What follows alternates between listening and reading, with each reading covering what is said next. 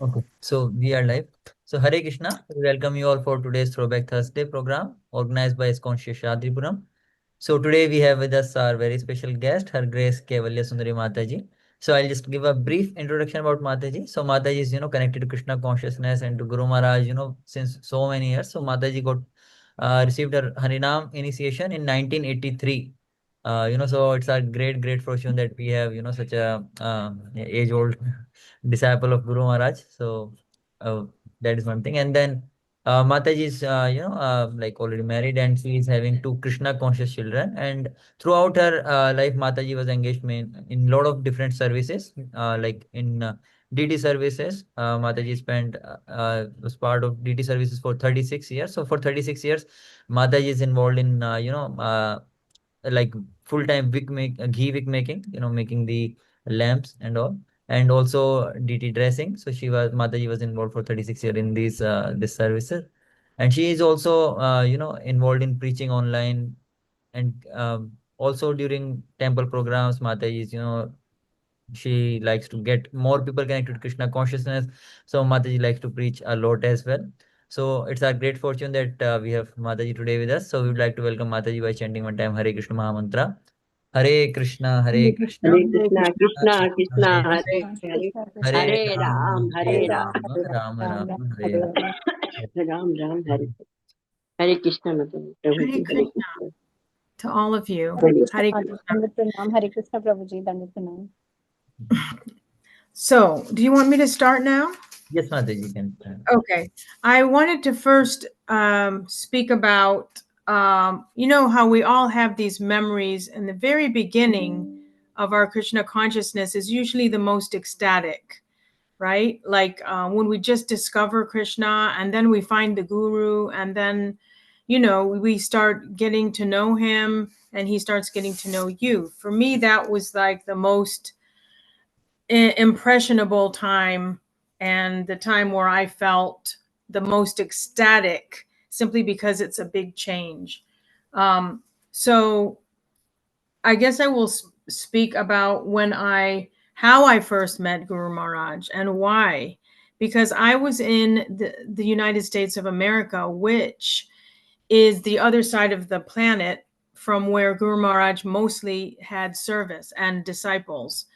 And in fact, he became an Indian citizen at Srila Prabhupada's request. So he did not come to the US very often. In fact, most of the years in the 70s and the early 80s, he was in India. But I happened to be in Detroit, Michigan, as a Bhaktin, and the spiritual masters there were Rameshwar and Bhavananda. And I had seen enough to know I wasn't feeling, because I had seen an introductory video where you were able to choose and select your guru. They were saying you have these choices, and then of course you can make the decision. So I thought, yeah, great. So what I was going to do was listen to all of the cassette tapes. Back in the day, the cassettes, that was our way of hearing the lectures, Prabhupada lectures, and the current spiritual masters, because this was a 1981, 82. Of course, Prabhupada had just left the planet, only 4 or 5 years before I was ready. So I had to listen to all these tapes. I decided on my own to do this research. And I was listening one by one, and I wasn't, nothing really caught me until I put in this tape called The Pastimes of the Holy Dham. And it was by Jayapataka Swami.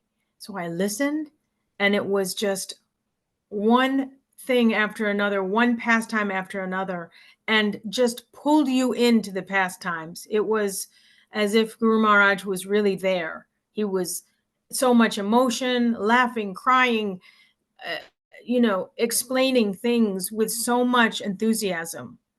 And I was feeling like, oh, it kind of awakened my desire to think, I want to find out about Jayapataka Swami after hearing that tape. And I didn't know who he was. I had never seen a picture of him, or, that didn't matter to me. All that matters was the message, right? And so I heard that and I was pretty much sold, like, okay, the rest can go back, and I'm going to concentrate on Jayapataka Swami, because the whole thing was pastimes of the Holy Dham. And Guru Maharaj knew it. He knew the pastimes so well that anyone could just be attracted to that. So then I was thinking and meditating on him. And one day I was in the kitchen, like not the kitchen, but the prasadam hall. And there was a guest there, an Indian lady. And usually when the Indian people come, they're just like living outside and not really serious, just coming for the feast, the program. And I didn't usually interact, but something about this lady, she was by herself and I felt something about her, right? And so then I approached her. I said, hey, would you like some prasadam? Here's some prasadam here. Then I got to know her. Like, where are you from? Are you a life member? Because you always assume that at best they're life members, right? And that means they are connected to Iskcon. And she said, no, I'm a disciple of Jayapataka Swami. And I was right away, that's a sign, right? That's a sign. So I took that. I just was like, tell me everything. Tell me the pastimes. Tell me your experience. And well, her name was Padmavati, and she was from Toronto. And I never saw her again, just that one time. And she happened to have a small paperback Vyasa Puja book with the photograph, and it was so thin and paperback. And instead of an actual photo from a processed book or something, it was glued on. So you can imagine there's not that many disciples at this time. It's not a huge production, the Vyasa Puja. And so she gave me that book like a gift. So I had that. And I was already, so then she spoke to me for 2 hours of just nectar of Guru Maharaj. And I was like, okay, he is for sure, he is my spiritual master. And then a few weeks later, I found out a new couple was moving to Detroit, and she was Guru Maharaj's disciple. So I was just feeling like, wow, Krishna's really being kind here, like sending me association. And soon after that, it was the opening of the Fate Museum, which was a 3-dimensional project. You can imagine back in the 80s, something like this was like high tech. They had dioramas and they would like spin around, and then you would be seated in a theater. And then they would do this whole video plus a whole presentation of the visual arts.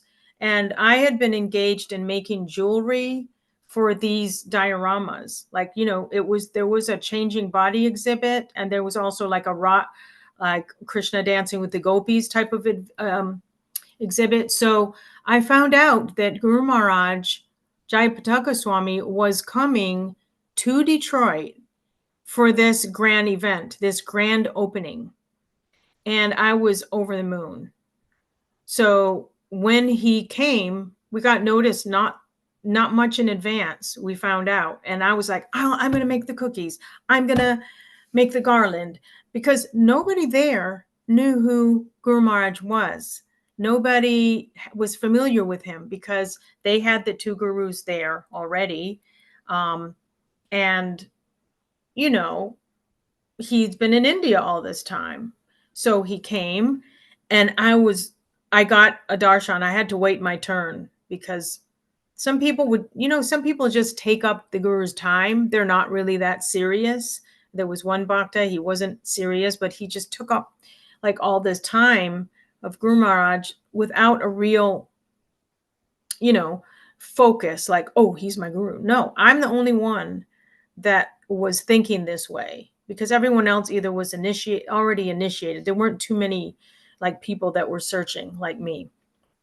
And most of the people around were Srila Prabhupada's disciples, or they had first from Bhavananda or Rameshwar, first and second, or second and first from Prabhupada. So it was something like that. And I met him. I got a chance to meet him, and I said, I really want to be your disciple. Will you please accept me? And he was very kind right from the start, very kind. He asked about me, like, what do I like to do? What's my background? And actually, he was traveling with a servant, and the servant's name was Jagadish. And later on, he became Purushottam Swami. Bhakti Purushottam Swami. And so he gave me my first picture of Guru Maharaj, an actual picture that I could put in a frame. So that's important, obviously, when we know that we have a spiritual master. We want to offer prayers or offer flowers or pay obeisances, or just have that to offer boga or something. So it was really important that I had that photo. And then I got a darshan with him. I mean, later on, I spoke to him about my situation. Like, well, he told me, since you want to get initiated, how long have you been chanting and all that? And I had been chanting a while. And he said, well, I'm doing a Panihati festival in Atlanta.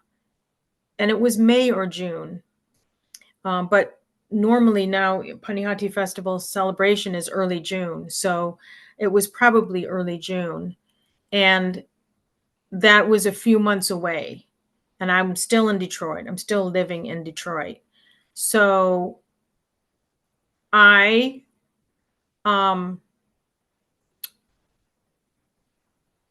went. So what happened in the meantime, I was asked if I wanted to come by the temple president of New Orleans, because actually I was also looking at different zones. Where does Guru Maharaj have more disciples that I can interact with?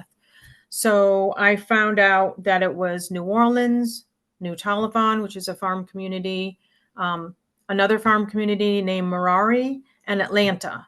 And those were the 4 places. And so the initiation was to take place in Atlanta. But in the meantime, I heard from the temple president, I got an invitation to come down there because one of the Prabhupada disciples was friends with him. One of the Prabhupada disciples from Detroit was friends with him. So I came down, he flew me down, and he was very kind. And I did service there, got to know the place. And then when my trip was up, I went back to Detroit. And yeah, I went back to Detroit. And then I was like, wait, what? Okay. So I think I was initiated. I think I got the initiation. Then I had not decided for sure where I was going to stay, in Detroit or in New Orleans. So I was home visiting my parents, and I had graduated college because Guru Maharaj said, and I met the devotees in college, Guru Maharaj says, if you have a year or less, finish your degree. So like, let's say you meet the devotees when you're in your 3rd year of college. Do you drop out and just give up everything? No. I mean, back in the day, it was like that. It was like full surrender, give up everything and just move in. Well, it's not like that today. So thankfully, because devotees, they do need ways to have financial backing, and that is not through the temple. You're not going to get, you're not going to be taken care of the way you need to be by the temple itself. You have to make that arrangement on your own, have some type of education. But I myself decided that no, I wasn't going to, even though I graduate, I wasn't going to go that route. I was just going to become full-time devotee. And back then that was quite normal. And so I did, because I knew I could, if I just left Krishna consciousness and became like outside devotee, and I was young, I needed the experience of devotional service, sadhana, and all that. So that's why, yeah, that was the decision I made then. So then I had to decide, was I going to move to New Orleans, or was I going to stay in Detroit? And that's a lot of anxiety to try to pick up and leave and change your life and all. And I found out that Guru Maharaj was in the country, in the United States, and in one meeting. Someone tipped me off. So I phoned that temple and I asked, is there any chance you could give a message to Jayapataka Swami? And I asked him in the message, would you like me to move to New Orleans, where there's your disciples there, or would you like me to stay in Detroit? And I was waiting for the answer, because I was on pins and needles. I didn't know what to do. It was a lot of anxiety. And later they called me back and they said, we have the message for you. Guru Maharaj wants you to move to New Orleans. So I did that. And I'm telling you, the relief, it's one of the lessons I learned, that the anxiety you have, or that you're feeling about your decisions, your upcoming decisions, if it's a life-changing thing, you need to get the blessings of the Guru to feel no anxiety, to feel like I can move on and this is the right thing to do. So I had that experience, and it was like an instruction, maybe the first instruction other than chanting the rounds and following the 4 regs. So then I did move to New Orleans.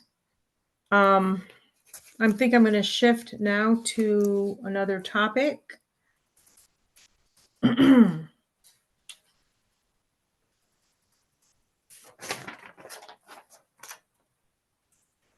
Well, like when I got my initiation, I had been given very nice Tulsi beads, and most bhaktas and bhaktins, they chant on neem beads. That's the first thing you give people. And I may have had neem beads in the very beginning, neem, but one of the Prabhupada disciples that was in the ashram where I stayed in the college town, I stayed in one apartment, and that's where I met the devotees.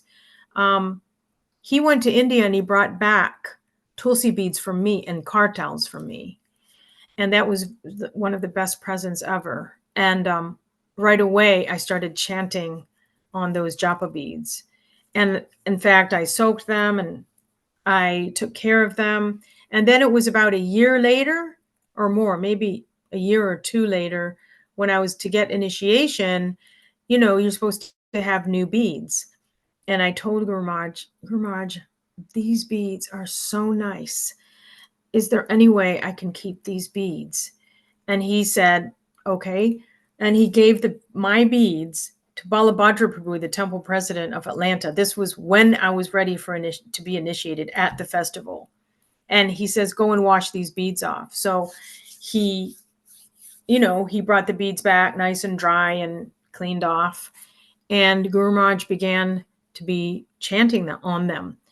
I think he had actually chanted around by the time he was ready to give me my actual beads, because there were other devotees also getting initiation. So he had some time to chant on them. So then I got my beads back, and unfortunately, I must have committed an offense, but I lost my beads 33 years later. 2016, and I still feel that hole in my heart of losing those amazing beads. And I took them everywhere with me, took them to India. They were dipped in Ganga. So, and then Guru Maharaj, when I was in India, again, soon after I lost my beads, I got another set of beads, and Guru Maharaj, I brought them to him, his servant. Could Guru Maharaj chant on these? Servant gives them back and says, they have to have this this string, the tie that they tie after 8 beads, like this. They have to have this piece. And I'm like, oh, okay, let me go do that. So I bring the beads back. And then Guru Maharaj, he takes them to Guru Maharaj. Guru Maharaj gives him a message, come back. Were they offered to the deities? Were they offered? Were they offered to Prabhupada? Were they offered to the deities? I said no. So then I go back, offer them. I guess, I think the Pujari put them at Nisringadev's feet for me. And yeah, so Guru Maharaj, he likes things done paka, first class, and properly done for the highest blessings. And that's a current theme. That's a theme that you'll see repetitively. Guru Maharaj doesn't just halfway do it. You have to do it completely and properly. And he always does that with Srila Prabhupada. Like if he's at your temple and you want to give him a garland, or you want to bring some boga or something like that, he says, was it offered to Prabhupada? I only accept things that have been offered to Srila Prabhupada. So don't offer me boga directly. And because this is how we do. Guru Maharaj, a disciple, just like we're disciples. The best disciples become proper Guru Maharaj, And so he always put Prabhupada first in his thoughts and any offerings. In fact, Vyasa Puja is a time where, he has so many disciples, and Guru Maharaj himself, I've been there, and I've heard him say, I don't like to be worshipped. I don't like to be praised and all these things. It's very uncomfortable. So what I do, he said, is naturally these praises and these offerings are meant for Srila Prabhupada, not me. So whatever praises, whatever garlands, any wonderful prayers and homages that we offer to Guru Maharaj, he offers those to Prabhupada, because this is the disciplic succession. This is the mood. Everyone should always be. In fact, the verse, Yasya Prashadat Bhagavat Prashado, Yasya Prashada Nagati Kutopi, Jayam Stuvam Tasya Yasyas Trisandam, Vande Guru Sri Charanaravindam. By the mercy of the spiritual master, one receives the benediction of Krishna. Without the grace of the spiritual master, one cannot make any advancement. Therefore, I should always remember and praise the spiritual master. At least 3 times a day, I should offer my respectful obeisances unto his lotus feet. So, our Guru Maharaj he's always with Srila Prabhupada in his thoughts and his deeds. And so when that is the way not to become puffed up. That is the reason why Guru Maharaj is so humble. His thoughts are for Prabhupada. And another let's see. So since we're talking about Vyasa Puja, I wanted to speak about Vyasa Puja a little bit. Not only does he not want to feel glorified all the time, but he knows that disciples, that's our duty. Of course, that's our duty. But I've been there where someone says, Guru Maharaj, you're the best. You're the best. And I realized you're the best spiritual master out there, or whatever you say. That's typical and that's normal for a disciple to feel that. However, he doesn't want to hear that, because then he'll cut you off and say, no, I'm no better than my God brothers. They have so many great qualities. Everyone has their offering to Prabhupada. Everyone is a separate, has their unique traits and unique qualities. So don't put me above the others. That upsets me. I don't want to hear that. So similarly, one time in Mayapur, Gorpanim festival, Guru Maharaj already had a garland on, and three of the spiritual masters were sitting side by side, him and two others. So this was just before class, they're about to give class. Guru Maharaj has a huge garland on, and one of his young disciples came enthusiastically running with another garland to put on Guru Maharaj. The problem with that was neither of the other two had a garland yet. So Guru Maharaj was like taken aback that he actually slapped the devotee on the cheek. It was just like a quick reaction, like, hey, don't you know this isn't the right etiquette? This isn't proper. All these two, they need garlands. Why should I have two garlands and them no garlands? So it was quite obvious to everyone around what happened, I think, and it just shows how seriously he takes the etiquette, the respect of his God brothers. And especially for us, he always likes it. If we get his God brothers to come visit at our temple, then we need to be treating them as if we would treat him, and with the same respect and care.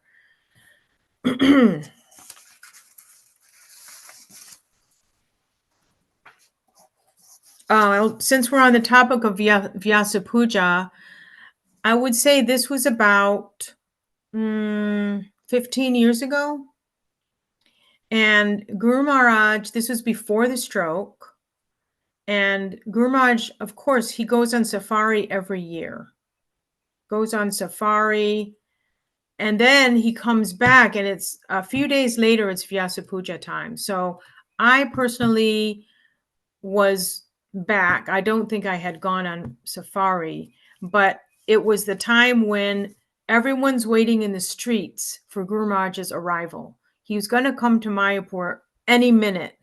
And, of course, they tell you one thing. You end up standing in the street for hours.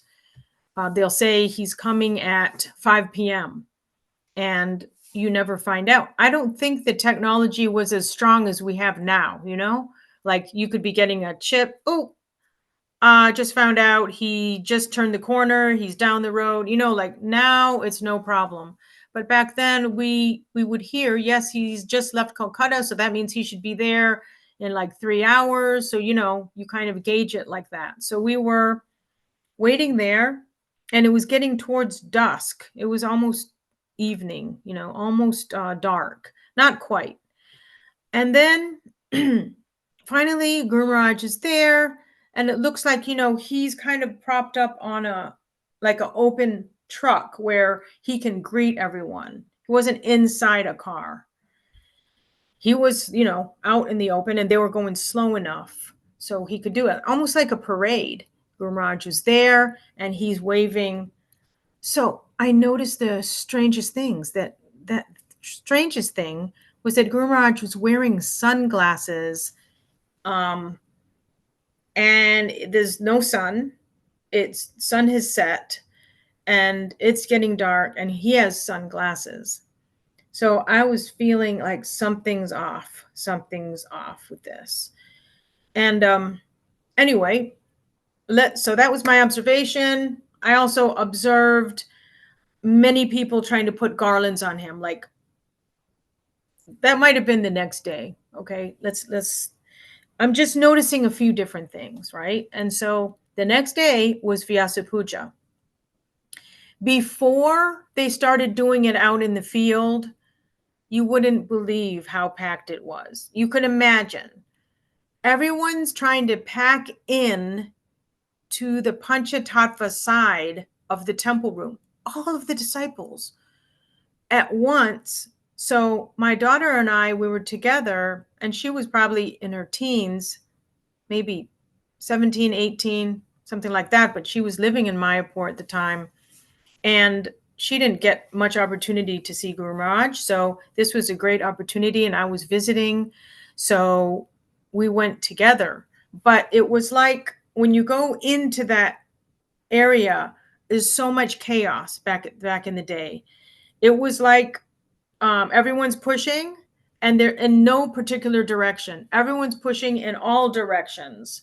So we saw Guru Maharaj, and we had, like, I had some karams. I had gotten these karams that you can get where he places his feet on, and then you have them, and then you can put them on your altar. So I had gotten that. You give a bigger donation and you can do that. And we were just about wondering what to do, because we had tried going out towards Guru Maharaj, and he's up on the stage, and everyone's like, it's just pandemonium crazy. So for some strange reason, Guru Maharaj made eye contact with me, and he saw us. So he went like this, come. We're thinking, how in the world are we going to get from here to there in this chaos, with all these people? Somehow or other, it was like the Red Sea parted. And because Guru Maharaj gave that instruction, Krishna made it happen. We somehow got to the stage, and you were allowed to go up there. And we both had letters to give him. And we both sat down there, kind of, right in front of him. And we got to talk, and he kind of looked at our letters. He put his feet on the karms and everything. And we didn't take too much time. And then we got down, but we were feeling very, very ecstatic. So then the next day at Guru Puja, because when you're in Mayapur, we're supposed to be doing Guru Puja every day. Now, in Iskcon, it's been kind of a thing, like okay, Prabhupada comes first, of course. So we do Prabhupada's puja every day in the temple room. But we don't. Most people, I don't think, do a separate Guru Puja. But in Mayapur, they do. So Guru Maharaj, because if he's there, they do it, right? So he goes to the big kitchen, or like now they have a nicer place than they used to. But it used to be the big kitchen, Sulochan or something building. And so we would go there, and everyone's in line. Finally, I get up there, and Guru Maharaj starts talking to me. Like, Guru Puja's going on, and he wants to have a conversation. So I'm there listening, talking, and I said, Guru Maharaj, I feel sad. I feel like there's something wrong. Like, why were you wearing glasses? And he said, people were throwing rice in my face. They were throwing rice in my face, and I had to protect myself, so I put on sunglasses. And I was like, wow. I mean, how could his disciples who love him so much on Vyasa Puja day or the day before be throwing rice in Guru Maharaj's eyes? How is that possible? How is that a sign of love? So I was feeling, after I heard that, when he told me, I was like, wow. And I said, and Guru Maharaj, it's very disappointing and difficult and frustrating to be participating in Vyasa Puja when there's so much chaos and there's no security and all that. So it's almost dangerous, let me say, and I was saying, and also for you, it's dangerous. I've seen how they just like attack you with garlands. Like, they'll have garlands coming up to here, and don't they understand? Guru Maharaj, yes, we don't think of him as an ordinary man, but he still has to breathe. He still has to be able to, be able to carry all these things and not be like attacked, right? So I was having these sentiments, and I told Guru Maharaj, this is how I feel. And he said, you know what? It would really please me if you went to the meeting, the JSSS meeting. They're going to have, I think it's this afternoon. They're going to talk about things like, the organization and stuff like that. So just to please Guru Maharaj, I went. I was a bit shy because it turned out they're all Prabhus, like, senior to me or the same, because I joined early. A lot of them joined the same time, but they're all like managers of Iskcon in some way, of different temples, and they have different positions, high positions. So when I was there, and another Mataji was there, and she lived in Mayapur, so we went together. And then when I spoke, unfortunately, there wasn't that respect. There wasn't that, like, Guru Maharaj had wanted me to say these things. So I say the things, and it wasn't received in a nice way. All I can say is I hope that Krishna and Guru Maharaj heard that message, and I think they did. Because when I was explaining, oh, there's no security, oh, it's too small, there's pushing and shoving, there's no order, and then the Guru Maharaj thing, why are they throwing rice, different things. Now you can see that things are much more orderly. He's never in a position where that's going to happen again. And we're not in a pushing, shoving position. We go in and there's everyone seated on chairs or in front on the floor. So I feel like at least my desire for the way it's orderly now, it was like night and day. It's perfect now. And, nobody can get their hands on Guru Maharaj because he's protected by his servants, bodyguards, all of that. His health is taken care of at every moment. They're so attentive. So, maybe it wasn't meant to be at that time, but soon, I would say a few years later, maybe by 8 years later, it started changing. And so now it's glorious, no complaints whatsoever. I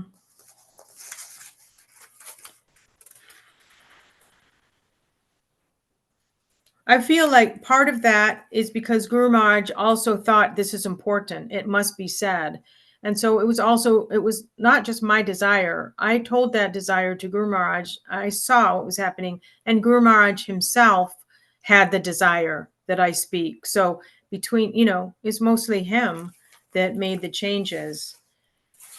One time in 2013, this was, of course, after the stroke. I think stroke was later in the year of 2008. So Guru Maharaj in 2013, we had a disciples reunion for North.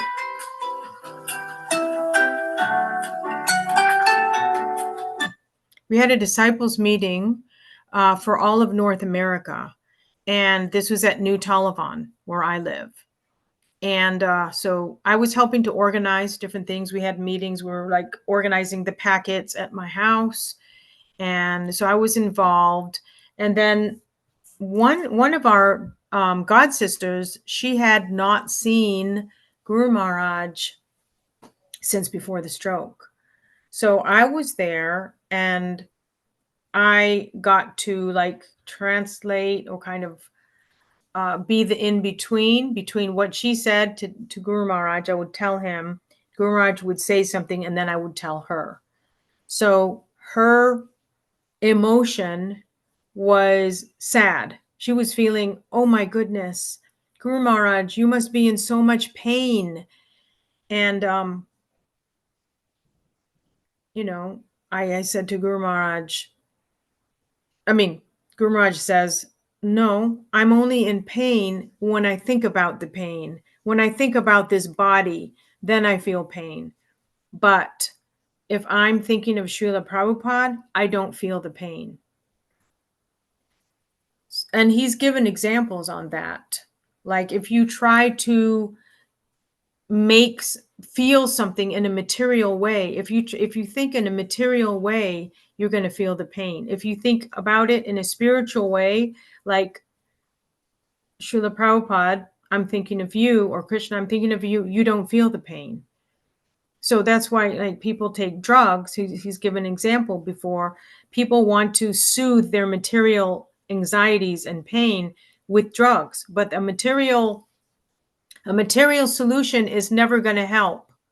So the problem in being the pain that Guru Maharaj may feel, he doesn't think about the pain or his body. He's always thinking transcendentally. So in that way of thinking of Prabhupada, especially, he's not feeling the pain.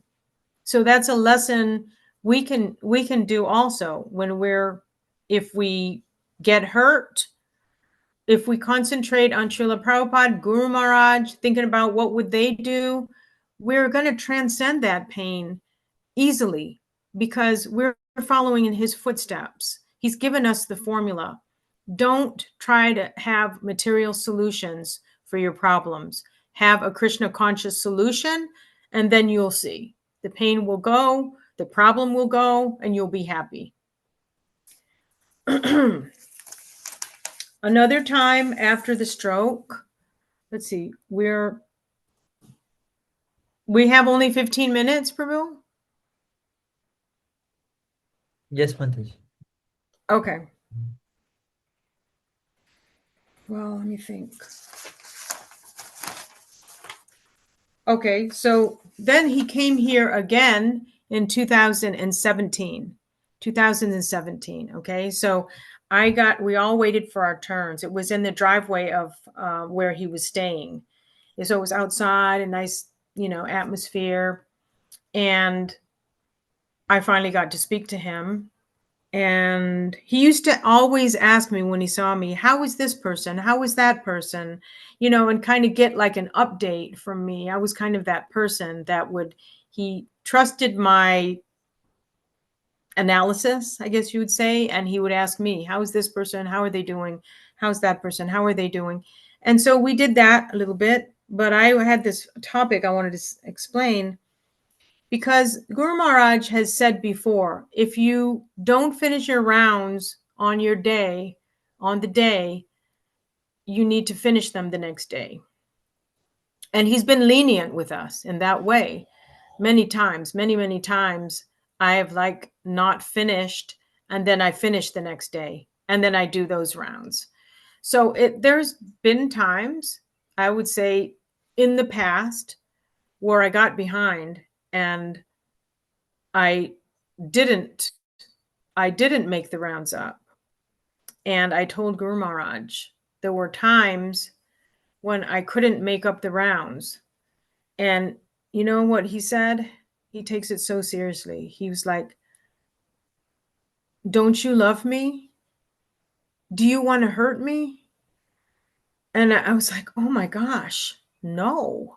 Of course I don't want to hurt you. And of course I love you. But you're causing the Guru Maharaj pain if you don't fulfill your vows, basically, is what he was saying. And, of course, I was always, chanting my rounds. But then if I would not finish, I would make them the next day. But there would have been a few times where I didn't make them up. And he was like, no, that means you don't love me. That means you want to hurt me. So I always was serious about it, but I started becoming much more serious after hearing that instruction, like his response that, he made a promise to Krishna. Here's your disciple. They're promising these things. So therefore, please accept them and give them shelter.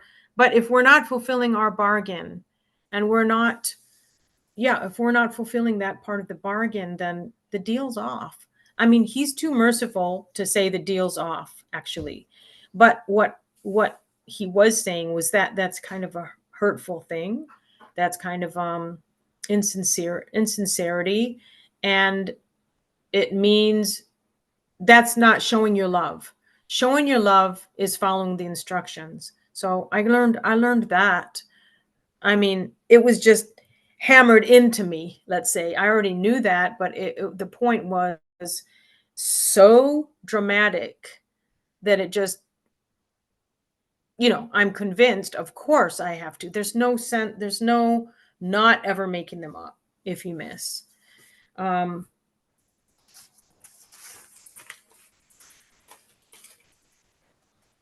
Okay, I got to transcribe for Guru Maharaj after his stroke, because he would hear somebody's letter. One of his servants would read the letter to him, and then he would dictate what he wants to say, and then the servant would repeat what he would say. So I would get a voice clip of that, like a letter. There would be different letters, like letters to the to the GBC, from and to, were usually quite, complicated. I would be having to write about things I didn't really know what they were talking about. Like sometimes they used terminology that I wasn't familiar with, or legal words I wasn't familiar with, but I would do it. And then I would realize Guru Maharaj is helping out his god brothers like anything. He's helping out Iskcon like anything, and they need his opinion because he is like the senior most person on the GBC. He's been the sannyasi longer than anyone, and he has been in control of Mayapur, or in charge, or in the service of Srila Prabhupada. That's one of his instructions, to serve Mayapur and develop it. So, like Prabhupada, we all know, told Guru Maharaj, I'm giving you the kingdom of Mayapur, please develop it. And, so Guru Maharaj took that seriously. And so the GBC, his knowledge of things is invaluable to the decisions made of the GBC. So I was actually writing letters to them, and I wasn't doing it. I mean, I was able to do it by his mercy, write those letters according to what he said to write. But he's so knowledgeable in that sense, and does everything just pukka. Like, if he doesn't know an answer, he'll say, I don't know. We have to find out what Srila Prabhupada said about that. We can't make up things. We have to know. Is it about the land? Okay, what did Srila Prabhupada say about the land? Also, then he would just be responding in a letter to some regular devotee, just a regular devotee like us. Someone is upset because, they want to know if it's okay to, do this or do that. And he would write back to something that seemed very insignificant to me. He would be so loving and sweet to that person, and encouraging.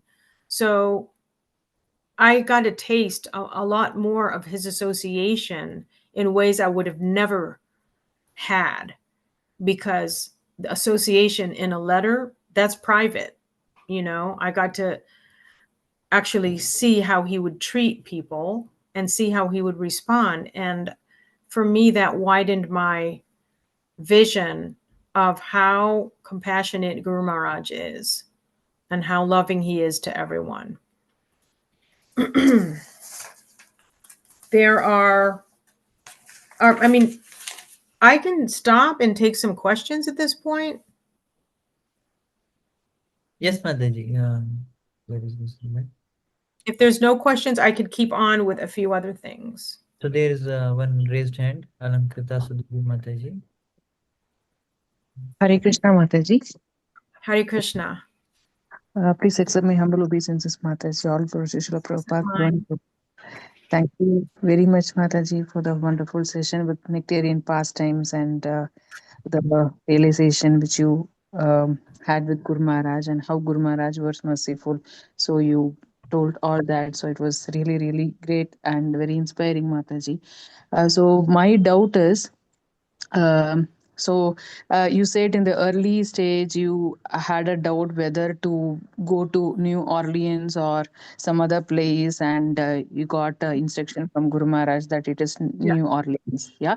By So any chance, is there any way you could put on your put your video, or if you're busy, I understand. yes, I Mataji. can No. see you. Thank you. So Go ahead. in I mean, I'm just taking that as an example, Mataji. So Mhm. in that incident, we could see that we got a clear-cut instruction from Guru Maharaj that either Right. location A or B, you have to go to location A, like that. Mhm. But sometimes when we write to Guru Maharaj on our, like as you said, when there is some life-changing situations, we need to take Guru Maharaj advice, like that. So at times we get a reply that I don't know whether to call it as clear cut instruction, but say the reply would be like this, the statement like, it would be better if you could do this, it would be better if you could try this, like that. Mhm. So should we take that as an instruction or just from the suggestion perspective? Oh, definitely. I mean, he didn't say, oh, 50-50, do what you want. He said, I recommend you do this. I think it's better if you do this. So I would say, yeah, because you know why he does that? He does that because if you decide not to, you're not going to get a bad reaction. You know, because if he's afraid, if he would tell you, no, you absolutely do that and you don't, you get a reaction. If that's why he leaves it up to you, but he'll say, in my opinion, I think this is better, but it's up to you. He's not going to say, do that. That's why. Okay. Okay. Fine, Mataji. Clear. Thank you, And Mataji. I've heard him say that. I've heard him say that. Mm. That's why he's afraid to give personal instructions, because if the disciple doesn't complete that, they suffer in some way or he gets a reaction. You know what I'm saying? Yeah. Yes, Mataji. Okay. So we need to take that as the recommendation from Guru Maharaj, and better Yes. to do that. That will please him. In that Yeah, sense, we should take it. very Oh, much so. okay. Okay, Mataji. Okay. Thank you, Mataji. Hare Krishna, Mataji. Does anyone else have a comment or question? It looks like there's 3 things in the chat.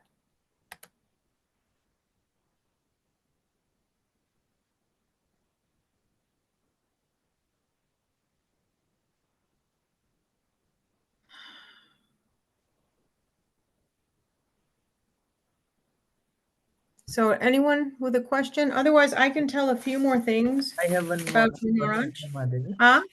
I have a Yes, question, Madhavi. okay. Like, you are practicing Krishna consciousness for so many years. Yeah. And you had children who are now Krishna conscious. So I wanted to know, like, I have 2 years old daughter. So what all things should I take care, so that she also becomes a devotee? Because I have heard many devotees, their children don't become Prabhupada followers or Guru Maharaj followers. Okay, I was gonna talk about that. Guru Maharaj has told me he's very pleased with what I did. And number one thing in the beginning, you do Garbhadan Samskara. You chant your 50 rounds, you invoke, you pray to Prabhupada and Guru Maharaj and Krishna for a wonderful Vaishnav. Okay, once the child is born, of course, you give them all your love, you take care of their every need.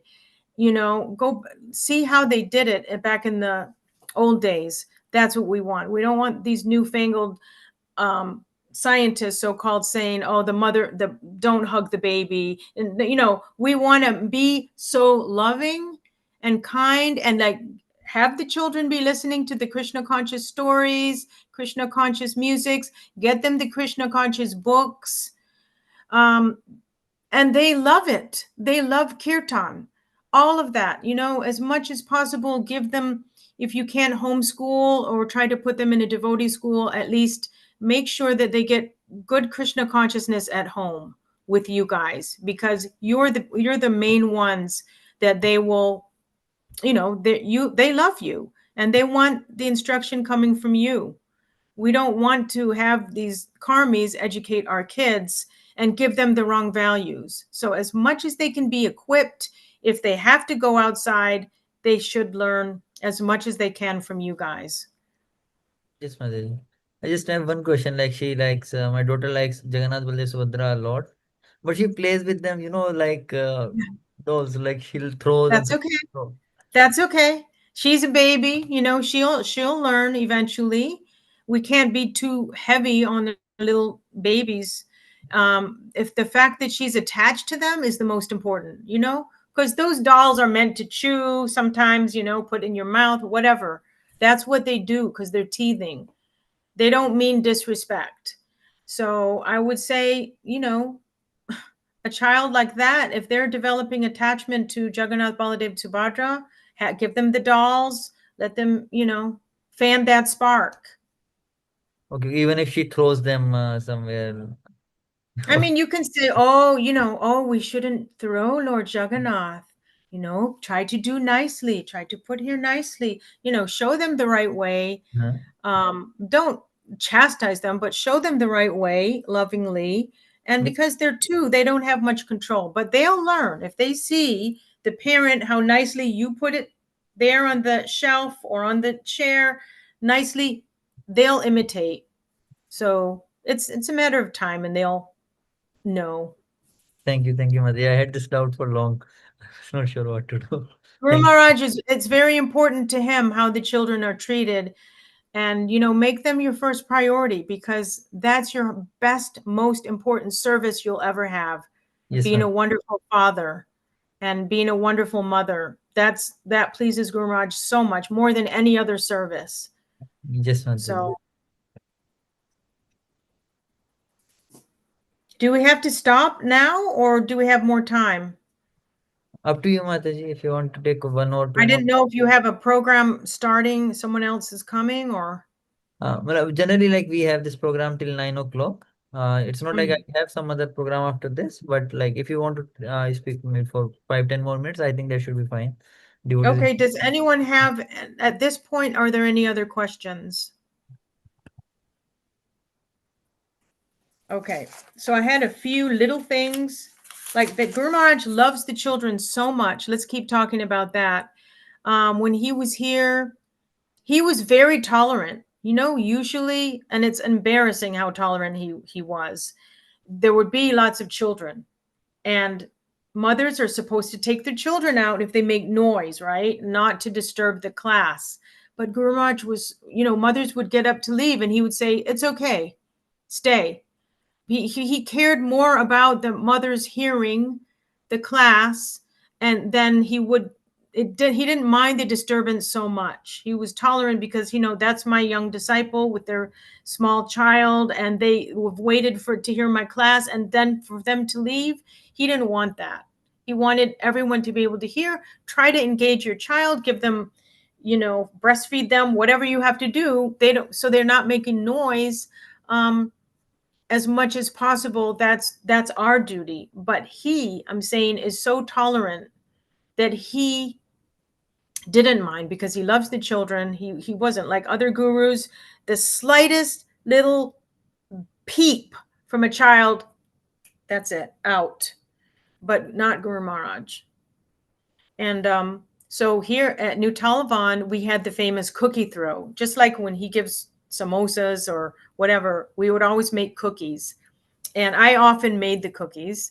So we would have to make a lot because let's say there's 60 devotees. So we're thinking not 60 cookies, not 120, more, because he's going to throw those cookies and everyone's, we're going to go out and play catch basically, So Guru Maharaj loved. So first he would do it in the small room where we had Guru Puja. And then he would be, no, I'm taking the rest out, and everyone will spread out, run, and it's like playing ball, and the kids loved it. That's all they looked forward to. Maybe they loved his classes as well, but he cared so much about the kids, and he did that pastime is in their hearts. That's what they remember. And then when he would leave, we would sing the Shringadev prayers, and his car, would go, where's the kids? Where are the kids? All the kids on our little dirt road, they're joining hands, and they will not let Guru Maharaj leave. This was a very dear pastime that our children developed with Guru Maharaj because they loved him so much. They didn't want him to leave. So us parents, we didn't ever know what happened, but I'm sure they all got the pat on the head, the extra, whatever it was, the reassurance and last few words, and then they would leave. So Guru Maharaj, he loves the children.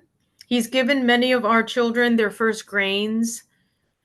Personally gave my children their first grains, and we did the grain ceremony with him. We had a Gurukul here, and he would come visit all the classrooms. That was a long time ago, but and then, different problems in Mayapur, he's there for the kids. Like if he funds, he often, if someone was abused in some way, and it happened in Mayapur, he tries to help pay for their therapy, or, tries to preach or give them attention. So he very much cares. We actually lost a whole generation of kids. Let's say the Prabhupada's disciples, their first children, there was so much abuse, and I can't figure it out, but there was abuse, unfortunately. And so many of our children we lost because that's not Krishna consciousness. So we more than ever need to raise our children in the proper way, give them the proper love. And I would say, be careful who babysits your kids. Be careful who's associating with your kids. If you're at a festival, and this happened to me one time, you're at a festival and you're thinking, oh, this is my chance to hear all the nectar, but you have little kids. No, not even for 5 minutes. Don't do it. Don't let your kids be out unsupervised. There's so much danger between people. They could take your kids, Krishna forbid, or they could get hurt on the swings, and that happened in Atlanta.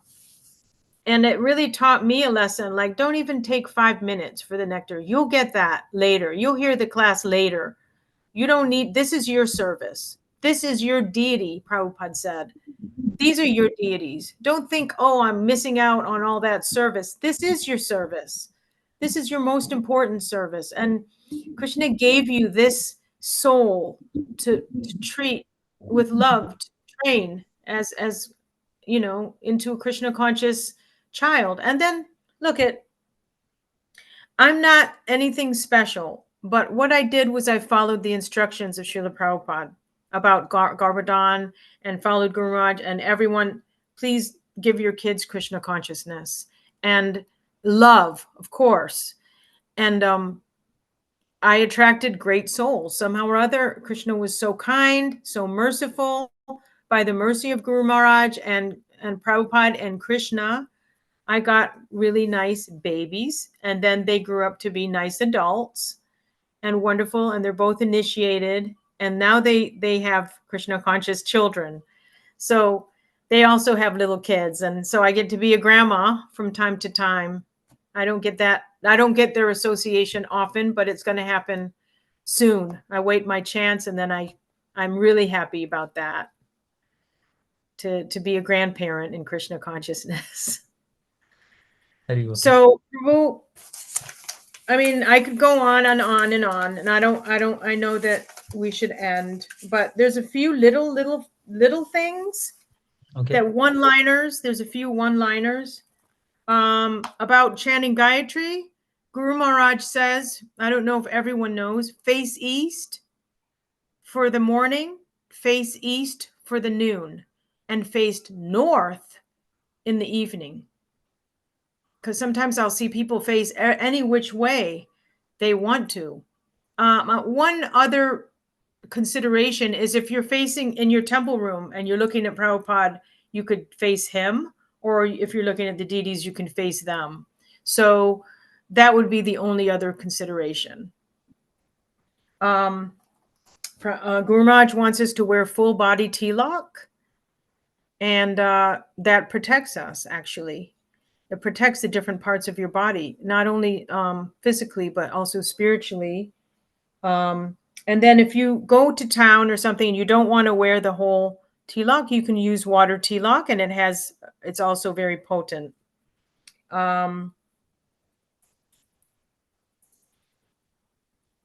Another kind of interesting tip is that if you have to talk to someone about something sensitive, let's say they're doing something wrong, and let's say they're a senior devotee, that's very awkward, because especially if we're junior, even if we're a manager, we have to do the right thing. So how do you do it? How do you address this? You ask a question.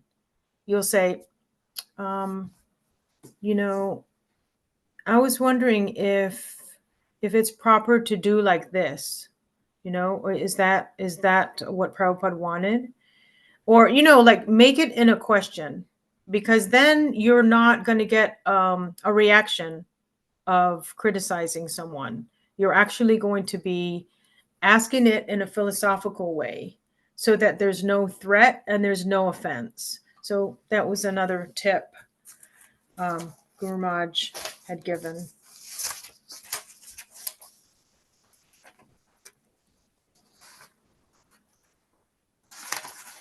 I think I pretty much covered everything that I was going to say today.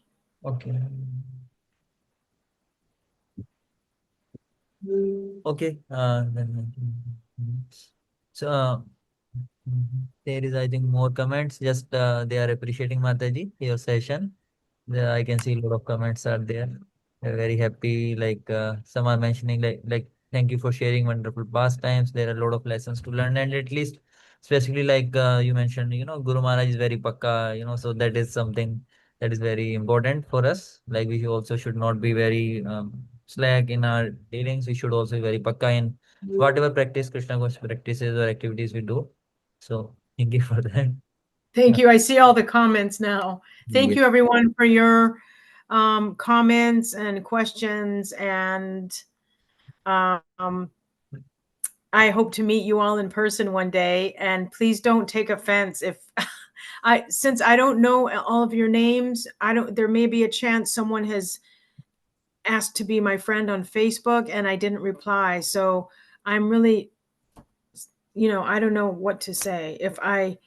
If you somehow reach out to me and say, hey, I saw your class, could you accept my request or something like that, I would. And I'm so sorry if that ever happened to you. I don't mean anything by it. Thank you, Mataji, for giving your wonderful Thank association. you all. My pleasure. Jai Guru Maharaj. Thank you for clearing my long-standing doubt as well regarding my daughter.